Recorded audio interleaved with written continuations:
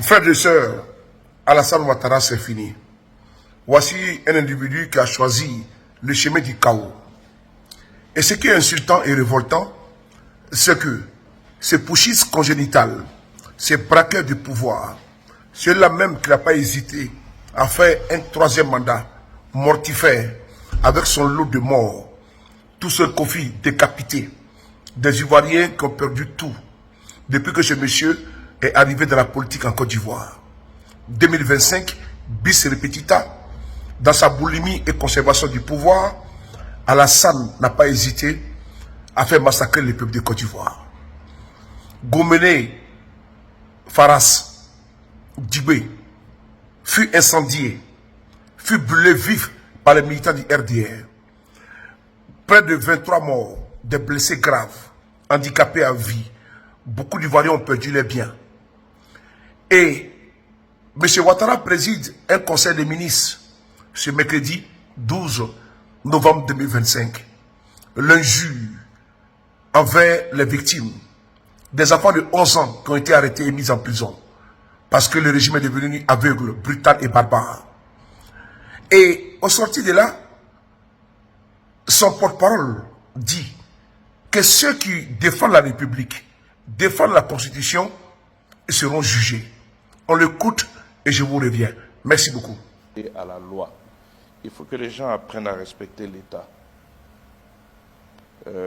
Cette pratique qui veut que nous violions les textes du pays et qu'après on fait appel à une armada de religieux, de chefs traditionnels pour venir demander pardon alors qu'on a été à la base de la mort de nombreux citoyens, de nombreux blessés et de nombreuses destructions de biens privés et publics.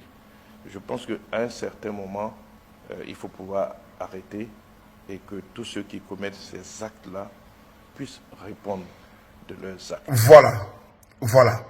Vous venez d'écouter la litanie de l'individu Karan, appelé Amadou Koulibaly Ams, porte-parole du gouvernement de Fantoche et de facto de Côte d'Ivoire. Parlons même de lui, l'individu Amadou Koulibaly Ams. Souvenez-vous, en juillet 2018, un jeune étudiant, Soro Cognon, fut assassiné à Korogo à la demande, oui, à la demande de ce monsieur appelé Amadou Koulibaly Ams. Les témoignages sont légion. Lui, ministre de la communication du gouvernement de facto de Ouattara, Amadou Kone, l'actuel maire de Bouaké, se sont rendus à Korogo.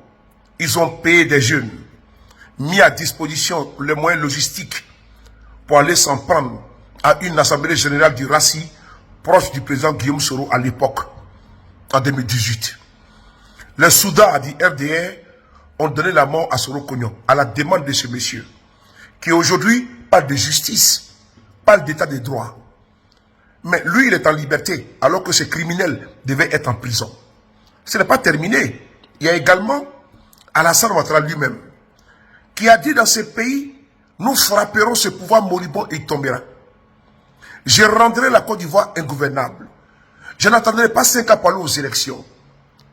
En 2000, Alassane Ouattara a fait un coup d'État contre le régime du PDCI, présidé par le président feu Henri Konan Bédié. Alassane Ouattara a fait plusieurs tentatives de coup d'État en Côte d'Ivoire, dont la dernière s'est muée en rébellion. Le financier de cette rébellion, c'est Alassane Ouattara. Le parrain, c'est Alassane Ouattara.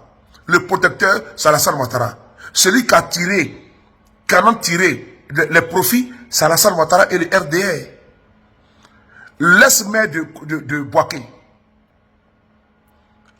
sur la place publique, a été très clair. Fanny Ibrahima, que la rébellion, qui dit RDR, dit le MPCI. L'autre nom, le nom à l'époque de la rébellion, financée, nourrie par Alassane Ouattara. Aujourd'hui, c'est ces personnes-là qui ont balafré la Côte d'Ivoire, qui osent donner des leçons de démocratie et de respect de l'État aux Ivoiriens. C'est l'hôpital qui se fout de la charité. Quand nous entendons parler ces ministres d'Alassane Ouattara, Amadou Kone dit Ams, regardez la photo qui est là devant vous. Nous frapperons ce pouvoir moribond et il tombera. Alassane Ouattara opposant, il a utilisé tous les moyens non conventionnels, les moyens de brutalité. Ses partisans ont fait descendre le drapeau de la Côte d'Ivoire en décembre 2000 à Congo et dans une autre localité pour hisser le drapeau du Burkina Faso en décembre 2000. C'est ces personnes-là, contrevenantes, des personnes qui n'ont jamais respecté l'état de droit, qui aujourd'hui s'érigent en moralisateur en donnant des leçons. Je le dis encore une fois de plus, les opposants de Côte d'Ivoire s'attendent à une répression sauvage et brutale. On ne dîne pas avec un dictateur. On ne va pas à une élection avec un dictateur. On ne sourit pas avec un dictateur, on le combat.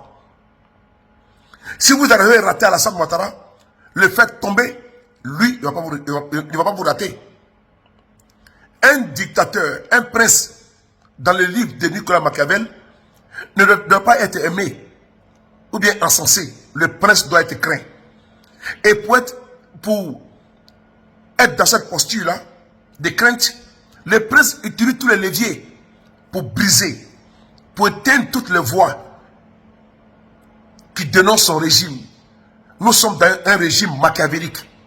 Et il faut combattre Alassane Ouattara. Il ne faut pas s'accommoder parce qu'il a fait, depuis qu'il est arrivé dans ce pays, ses sous-fifs, ses talibés, ses lieutenants qui racontent des balivèmes. C'est parce que Ouattara est encore au pouvoir. Vous devez prendre vos responsabilités devant le tribunal de l'histoire. Combattre Alassane Ouattara et son régime. La Côte d'Ivoire n'appartient pas à Alassane Ouattara ou au RDR. Il faut prendre vos responsabilités.